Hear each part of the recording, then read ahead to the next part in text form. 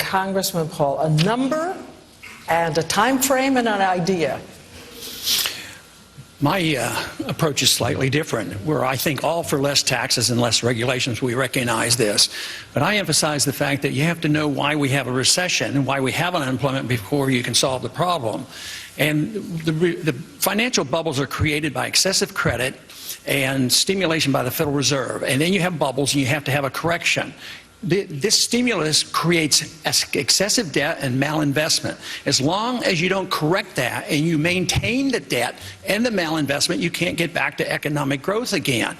Unfortunately, so far, what we have done is we have not liquidated the debt. We have dumped the debt on the American people through TARP funding and as well as the Federal Reserve. So the debt is dumped on the people. And what did we do? We bailed out the people that were benefiting during the formation of the bubble. So as long as we do that, we're not going to have economic growth. We did the same thing in the Depression. The Japanese are doing it right now. So it's time we liquidate the debt and look at monetary policy and then, of course, lower taxes. And I would like to do in the first year, cut $1 trillion because that is the culprit, big spending and big government. I want to move on, if I can, to another question which represents some of the urgent and tough choices presidents have to make, because this one is coming up soon, December 31st, and it is the payroll tax cut. And as we know, the payroll tax cut, which funds the Social Security fund in this country, is part of the argument, part of the debate, part of the consideration about the economy in this country right now. And by some estimates, if this tax cut expires on December 31st, it could add as much as $1,000 to the tax burden of American working families. And I know you are divided down the middle. Congressman Paul, 30 seconds for rebuttal to Senate. Well, I want to extend the tax cut, because if you don't, you raise the taxes. But I want to pay for it. And it's not that difficult. In my proposal, my budget, I want to cut hundreds of billions of dollars from overseas. The trust fund is gone, but how are we going to restore it? We have to quit the spending. We have to quit this being the policeman of the world. We don't need another war in Syria, another war in Iran. Just get rid of the embassy in Baghdad. We're pretending we're coming home from Baghdad. We built an embassy there that cost $1 billion, and we're putting 17,000 contractors in there and pretending our troops are coming home. I could save the money, and we don't have to raise taxes on Social Security, on the tax. I want to bring Congressman Paul in on this because, Congressman, you've been running ads that are quite tough. Quite tough on Speaker Gingrich here in Iowa this week, accusing him of, quote, and this is a quote from your ad, serial hypocrisy. Why do you think Speaker Gingrich is a hypocrite? Well, he's been on different positions, on so many issues, single payer. He's taken some positions that are not conservative. He supported the TARP funds. And the other thing that really should have annoyed a lot of people, he received a lot of money from Freddie Mac. Now, Freddie Mac is essentially a government organization. While he was earning a lot of money from Freddie Mac, I was fighting over a decade to try to explain to people where the housing bubble was coming from. So Freddie Mac gets bailed out by the taxpayers. So in a way, Newt, I think you probably got some of our taxpayers' money. They got money out, and they're still getting bailed out. But you're a spokesman for them, and you receive money for them. So I think this is something that the people ought to know about. But there's been many positions, and you have admitted many of the positions where you have changed positions. But if you were looking for a consistent position, I think there's be a little bit of trouble anybody competing with me on consistency. Over a long period of time.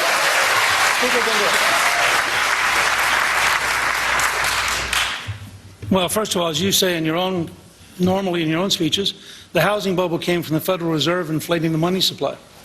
Now, that's the core of the housing bubble. And I happen to be with you on auditing the Fed and frankly, on firing Bernanke. Second, I was never a spokesman for any agency. I never did any lobbying for any agency. I offered strategic advice. I was in the private sector. And I was doing things in the private sector.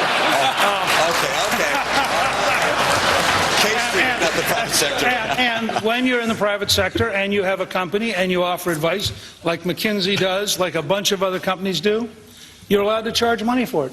What about it? It's called free enterprise. It's the taxpayers' money, though. We had to bail these people out. Should voters consider marital fidelity when making their choices for president? Congressman Paul, what's your view on this?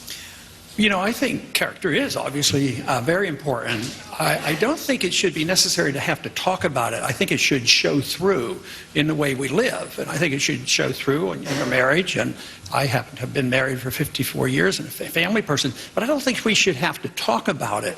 But you know what? Probably is every bit as important. If your marriage vows are important, what about our oath of office? That's what really gets to me. That's where you're really on the line as a public figure. And that's where I think a lot of people come up real short, because there's many times that I've been forced to Congress because I take my oath very seriously. I end up sometimes, believe it or not, voting all by myself, thinking that why aren't they people paying attention? Why don't they read Article 1, Section 8? If we took that oath of office seriously in Washington, we'd get rid of 80% of the government. The budget would be balanced. We'd have sound money, and we would have prosperity, and we wouldn't be the policemen of the world. We wouldn't have a Federal Reserve System, and we wouldn't be invading the privacy of every single individual in this country with bills like the Patriot Act. We'd have a free society and a prosperous society.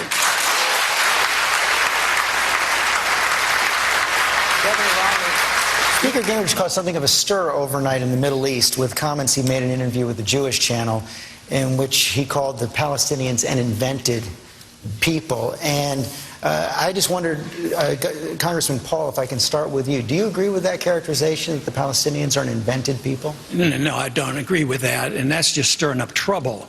And I believe in a non-interventionist foreign policy. I don't think we should get in the middle of these squabbles, but to go out of our way to say that so-and-so is not a real people. Technically and historically, yes, under the Ottoman Empire, the Palestinians didn't have a state, but neither did Israel have a state then, too. But this is how we get involved in so many messes, and I think it just fails on the side of practicing a little bit of diplomacy, getting ourselves into trouble, mentioning things that are unnecessary. The people in those regions should be dealing with these problems. We shouldn't be dealing with these things. But historically, under the Ottoman Empire, that is technically correct. But to make these decisions and deciding what the settlement is going to be should be the people that are involved. This idea that we can be the policemen of the world and settle all these disputes, I mean, soon we'll have to quit because we're flat out broke, but we cannot continue to get into these issues like this and getting ourselves into more trouble. We have a question on Yahoo about the last time those of you had a personal financial strain that forced you to cut back on a necessity, as so many people in the middle class say they do. What were the consequences you faced, and will you weigh in on that? Congressman Paul, what does this question evoke? How much does it matter to have had personal experience? Well, I feel very fortunate because although I was raised in a family that was rather poor, but I didn't even know it. It was during the Depression and World War II, and we didn't have very much, and I worked my way through college, and that was a natural instinct because that's what you were supposed to do. But I finally did a little bit better in medical school because I had my wife work our way through medical school. So that worked out a little bit better. But middle class is suffering, but not only because we bail out the rich and dump on the poor and they lose their jobs and they lose their houses, but there's a characteristic about monetary policy. When a country destroys its currency, it transfers wealth from the middle class to the wealthy. And this is what you're seeing today, the elimination of the middle class. And it's going to get a lot worse unless we address the subject overspending, overborrowing, and printing too much money and understanding the business cycle. Senator Santorum. Switch to this question, and it is about health care, because a number of people, in fact, I was just at a pharmacy here, I do have a cough, but I was at a pharmacy here in Iowa, and the pharmacists were talking about a big driver of health care costs, and they specifically mentioned habits, unhealthy habits that we all need to learn to do better on at a young age. They talked about obesity, they talked about exercise. If I can ask you, Congressman Paul, anything government should do on these fronts? On medical? Or on these fronts specifically of healthy behavior at very young ages where it's No, essentially not, but they have to be a referee. If people are doing things that hurt other people, yes. But if you embark on instituting a society where government protects you from yourself, you're in big trouble, and that's what they're doing.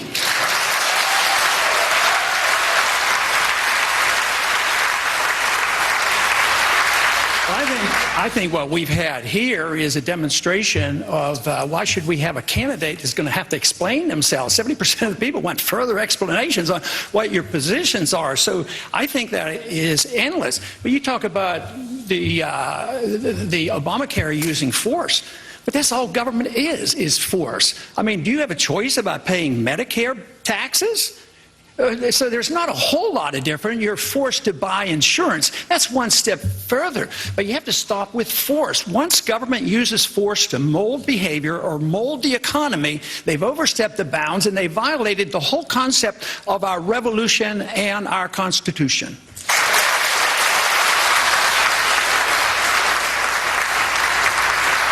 As a form of closing statement, we just want each of you, you're all running against each other, but in these last few minutes, if you stick to the minute, we will not run over the commercial. Tell us the one thing you've learned from someone else, one of your challengers on stage. Governor Perry. I tell you, Congressman Paul got me really intrigued with the whole the Federal Reserve, and I've spent a substantial amount of time reading about and Currency Wars, the book by James Rickards. But Congressman Paul is the individual on the stage that got me most interested in a subject that I've found to be quite interesting and at the root of a lot of the problems that we have, and I thank you for that. But the one thing that I found outside of these fine individuals on this stage is that the people of this country really want to get America back on track. I always find the principle of leadership to be most interesting. And as I look at the people on the stage, each exhibits different qualities of leadership, and they've each exercised leadership in different ways.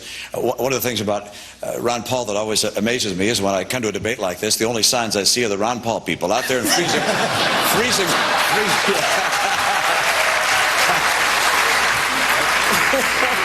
temperatures are always there. He ignites an enthusiasm with the number of people that's very exciting to watch. I have learned that you should never give up on your opposition, because if you're persistent and you present your case, they will come your way. So, Rick, I appreciate it. Michelle,